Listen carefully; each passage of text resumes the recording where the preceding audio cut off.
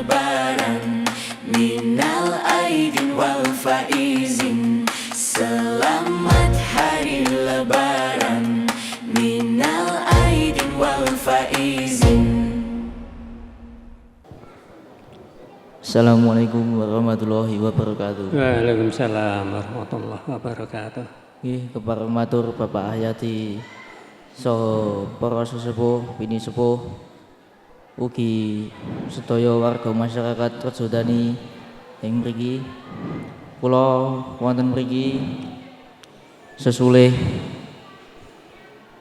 Kadang Kaneman Dusun Rejodani ngaturaken sugeng riyadi taqabbalallahu minna wa minkum. Mohon maaf minal aidin wal faidin, mohon maaf lahir dan batin. Sedaya kalepatan dalem sakonco ingkang dipun sengaja menapa mboten dipun sengaja dalem sakonco nyuwun agunging samudra pangaksami. Kaping kalih dalem sakonco nyuwun donga pangestu dhateng Bapak Ahyadi, para sesepuh, bini sepuh saha sedaya masyarakat Rejodani. Mugi-mugi pangajap dalem sakonco Kaneman saha pangajap tiyang sepuh sedaya tumrap Kaneman pinaringan gangsar gampil, pinaringan gampil saha pikantuk berkahing Gusti. Amin. Assalamualaikum warahmatullahi wabarakatuh. Waalaikumsalam warahmatullahi wabarakatuh. Saderengipun kula njawab saking menapa yang dipun aturaken anak kula saking pemuda, makili sedaya pemuda, kula matur dumateng para bapak ibu sedaya. Kula yakin bilih saking bapak ibu sedaya sampun apuran nggih wonten ing kemasyarakatan, wonten ing masyarakat Rejodani menika cara resmi saking putra panjenengan ingkang kinasih menika matur dumateng kula panjenengan sami tiyang sepuh. Mugi-mugi aturipun saking adik menika sami ijabah saking Allah Subhanahu wa taala. Makanya Bapak Ibu, saya suka seloroh ada 3 tanda orang tua. Kalau Bapak Ibu kita sudah mengalami 3 tanda ini, hati-hati, itu tandanya Bapak Ibu sudah mendekati sakaratul maut. Dengerin nggih. 1, tanda orang tua itu Bapak Ibu suka lagu-lagu nostalgia. Sampun dereng? Dereng. Kalau dereng insya Allah masih aman. Sampun. Kalau sampun berarti malaikat Israel sudah di depan pagar rumah jenengan. Tanda orang tua yang kedua Bapak Ibu, minumannya selalu yang panas-panas Bapak Ibu. Pagi teh panas, siang jeruk panas, malam kopi panas. Sampun dereng? Masa sampun nggih? Kalau sudah berarti malaikat Israel sudah masuk pagar rumah jenengan itu. Tapi ada tanda ketiga. Kalau Bapak Ibu punya tanda ketiga ini, Bapak Ibu sudah masuk daftar tunggu Bapak Ibu. Apa itu? Kalau orang di rumah, di kantor, dimanapun ibu bapak berada, sering mencium aroma kayu putih dan balsem dari tubuh Bapak Ibu. Fresh care, sami mawon Bu. Guyon nggih Bu. Yang terakhir tanda orang tua itu kalau pengajian cari senderan biasanya. Gitu. Nah, jadi sekali lagi kalau makna sehat jenengan insya Allah paham, betul nggih? Tapi makna afiat belum tentu kita paham, ya Pak ya. Nah maka simak baik-baik. Kata baginda Rasulullah di dalam Nasaihul Ibad, yang ditulis oleh Syekh Nawawi Al-Bantani. Ada 10 makna afiat. 5 di dunia, 5 di akhirat. Cuma saya bahas hari ini 5 dunia saja, karena waktunya nggak cukup. Yang pertama Bapak Ibu, makna afiat itu yang pertama tambah ilmunya. Jadi kalau jenengan itu nggak tambah ilmunya, ya tidak layak mengatakan sehat wal afiat. Tapi insya Allah selama Ramadan kemarin setidak-tidaknya ada ceramah tarawih, betul Bu? Ada enggak? Ada ceramah setelah subuh, ada? Nah, insya Allah itu sarana buat jenengan itu mendapatkan ilmu yang bermanfaat. Bahkan tidak hanya lewat itu, hari ini jenengan bisa mendapatkan pengajian dari berbagai sumber, misalnya dari YouTube. Ada ceramahnya Ustadz Adi Hidayat, Profesor Quraish Shihab, Gus Baha, betul nggak? Macam-macam. Jangan lupa buka juga channelnya Ustadz Kiki F. Wijaya. Orangnya di depan Bapak Ibu ini. Nggak? Kalau sudah ngelihat channel saya, jangan lupa subscribe, like, and share. Karena saya mau mengalahkan Atta Halilintar Bapak Ibu gitu. Nah, adik-adik pada tahu Atta Halilintar itu siapa. Sekarang lihat saya, tangannya begini, semuanya tangannya begini, jempolnya begini, nih lihat nih, kepalkan begini, turunkan ke dada sini. Kita ini oleh Allah diberikan otak, betul nggak Bapak Ibu? Ibu bapak pernah nggak nimbang berapa otak jenengan itu? Tahu nggak Bu? Nggak tahu G? Otak ibu-ibu itu beratnya 1,3 kilo. Bapak-bapak beratnya 1,5 kilo. Perhatikan saya baik-baik. Pergelangan tangan bapak ibu adik-adik ini namanya otak reptil di sini. Yang tengah ini jempol yang Bapak Ibu tutup namanya sistem limbik, otak emosional. 4 jari yang kita tutup rapat ini Bapak Ibu namanya neokortex. Nih Bu Pak, ya, yang bagian mikir. Makanya kalau ibu bapak suaminya Bu ya, rontok rambutnya di depan ini Bu, tandanya banyak pikiran Bu. Nah, ya Pak G. Insya Allah setiap helai rambut yang rontok itu menjadi wasilah jenengan menuju surganya Allah. Kalau yang rontok bagian atas Bu, depan masih ada rambut, artinya orangnya pintar Bapak Ibu. Lah kalau rontok depan sama rontok atas apa artinya Bapak Ibu? Dia pikir dia pintar Bapak Ibu ya. Nah itu. Sekarang coba tangan kanannya begini, sudah? Kirinya begini. Sudah? Satukan kayak saya begini. Nah, tahan dulu. Itulah perumpamaan otak Bapak Ibu kalau dilihat dari atas. Ada otak kanan, ada otak kiri. Ada orang dominan otak kanan, ada dominan otak kiri. Bapak Ibu dominan yang mana otaknya? Tahu nggak? Enggak, nggih? Oke. Tangannya begini, lihat saya nih. Disatukan cepat begini, cepat, jangan difikirkan. 1, 2, 3, tahan. Lihat yang di atas, jempol kanan apa jempol kiri? Ya beda-beda.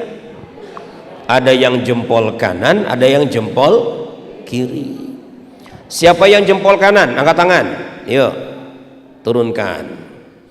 Siapa yang jempol kiri di atas? Angkat tangan. Baik. Turunkan. Siapa yang jempol semua? Nah, gak ada. Pak Bu, dengarkan baik-baik.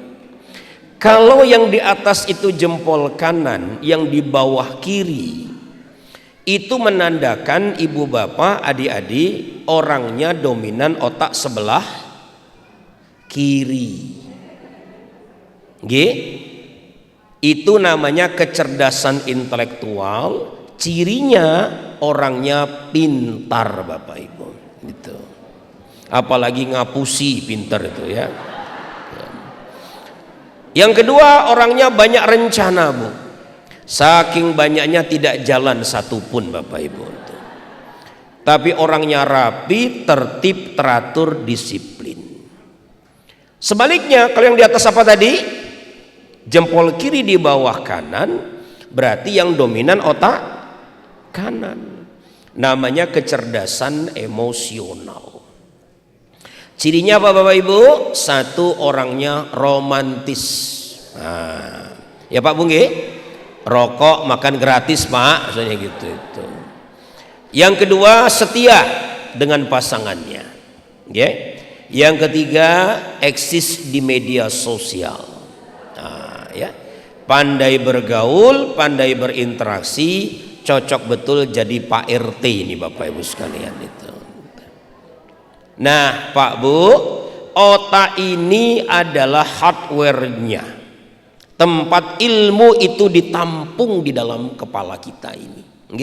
Nah maka Bapak Ibu, kalau jenengan ingin mendapatkan afiat, jangan berhenti belajar. Betul? Bisa Bapak Ibu? Jadi sergap ngaji ya Bu, sergap ngaji, sergap pengajian, sergap lihat acara-acara yang berkualitas. Jangan lihat yang tidak mendatangkan manfaat. Kayak doa jenengan itu kalau pagi apa Bu? Allahumma inni as'aluka ilman nafi'a wa rizqan thayyiba wasi'a wa amalan mutaqabbala.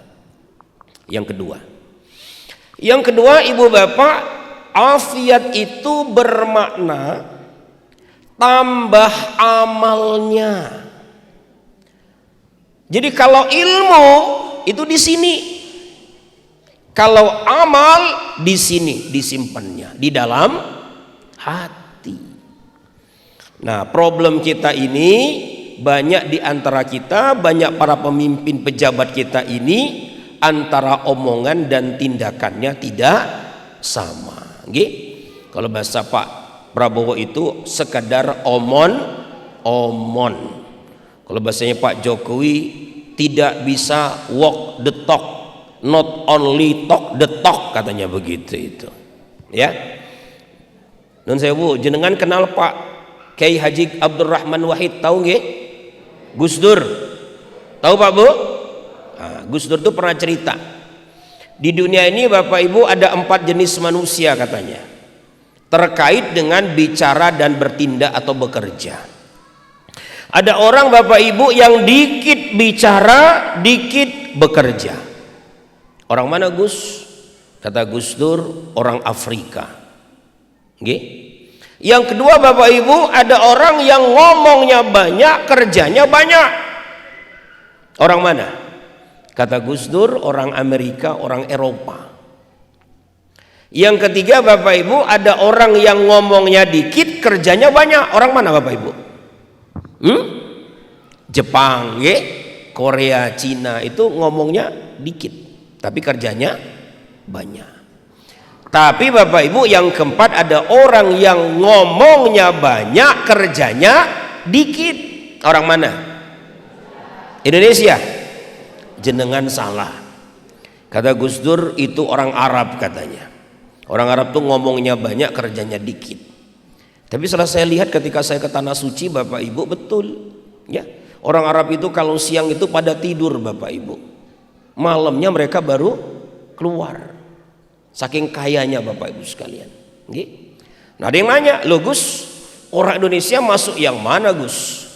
Orang Indonesia nggak masuk 4-4-nya kata Gus Dur. Kenapa? Karena orang Indonesia itu berbeda antara yang diomongkan dengan yang dikerjakan. Nah, jadi kita itu paling parah Bapak Ibu sekalian. Nah, maka Bapak Ibu, ilmu itu harus diamalkan. Nabi mengatakan, man amila bima ya'lam warasahullahu ilma ma lam ya'lam. Barang siapa yang mengamalkan ilmunya, maka Allah tambahkan lagi ilmu yang sebelumnya belum dia pahami. Nggih. Nah, maka Bapak Ibu, apapun ilmu yang jenengan pelajari, dengan simak, jenengan dengarkan lewat pengajian kemarin atau dalam kehidupan jenengan sehari-hari, itu yang terpenting diamalkan. Paham Bapak Ibu? Yang kedua, apa tadi? Tambah ilmu, tambah amal. Jadi kalau habis Ramadan ini Bapak Ibu yang biasa tahajud dipertahankan. Bisa Bu? Bisa enggak? Bisa. Kalau biasanya ngaji ketika Ramadan, pasca Ramadan harus tambah rajin ngaji. Pokoknya amalnya dinaikkan, ditingkatkan. Yang ketiga Bapak Ibu, afiat itu bermakna memperoleh rezeki yang halal. Jenengan pilih mana? Jadi orang miskin yang sabar atau orang kaya yang dermawan? Mana Bu pilihnya? Kaya dermawan. Kalau miskin kemudian sabar, itu sudah pada tempatnya. Nun sewu, ini muslim semua. Muslim semua. Betul Bu? Saya pernah diundang Bu Bapak ceramah di Kalibawang. Tahu Kalibawang? Kulon Progo. Jenengan godean itu nggih, ketemu perempatan Dekso ke utara ada daerah namanya Kalibawang. Habis pengajian Bu, saya ingat betul waktu itu jamaah yang hadir 850 orang Bapak Ibu sekalian. Habis pengajian saya didakani seorang bapak-bapak, Ustadz, boleh tidak kalau suatu hari kami ngundang Ustadz ceramah di Puncak Menoreh? Saya bilang siap Pak, insya Allah, dengan senang hati. Nah beliau senang Bapak Ibu. Tak lama kemudian ada bapak lain lebih muda mendekati kami.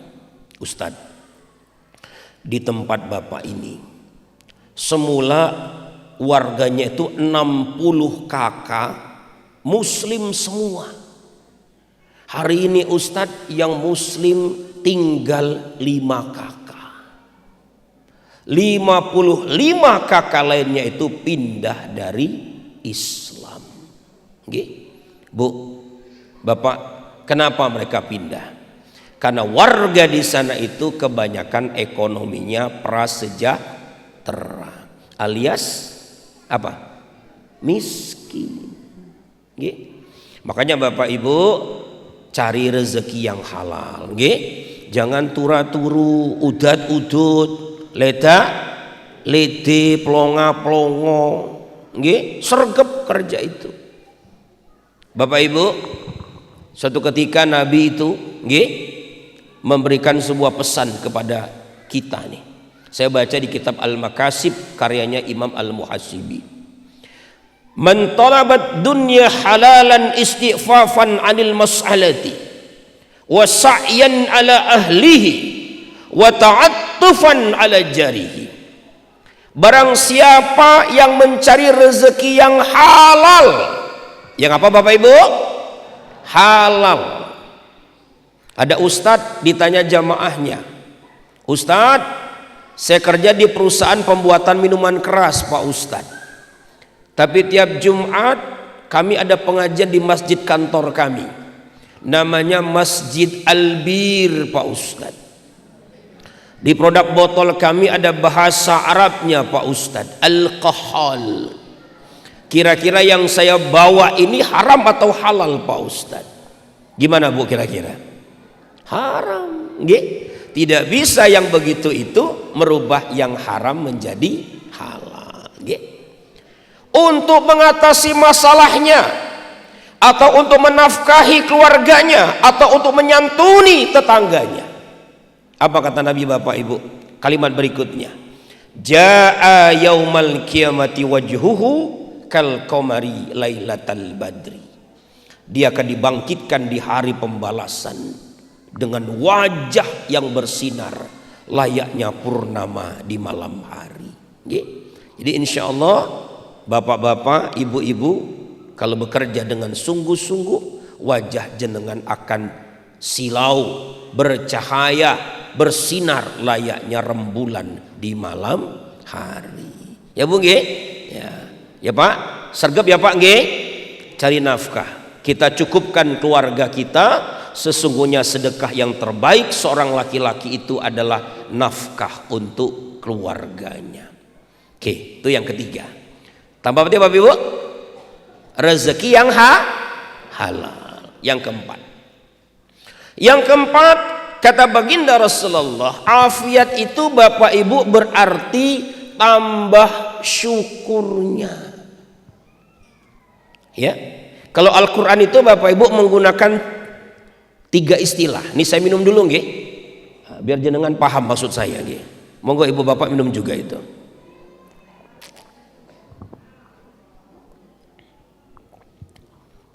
Lihat saya ini. Perhatikan gelas saya ini. Ini setengah isi apa setengah kosong? Setengah isi apa setengah kosong? Kalau saya sebut setengah kosong boleh nggak Bu? Boleh nggih? Kalau saya sebut setengah isi boleh nggak? Boleh. Yang pertama kata Al-Quran namanya yashkur. Yashkur itu Bapak Ibu orang yang banyak sambatnya, banyak menggerutunya ketimbang syukurnya. Nggih? Kalau gelas ini Bapak Ibu yang dia lihat itu setengah kosongnya. Dikasih hujan, apa komentarnya? Walah hujan terus nggak kering.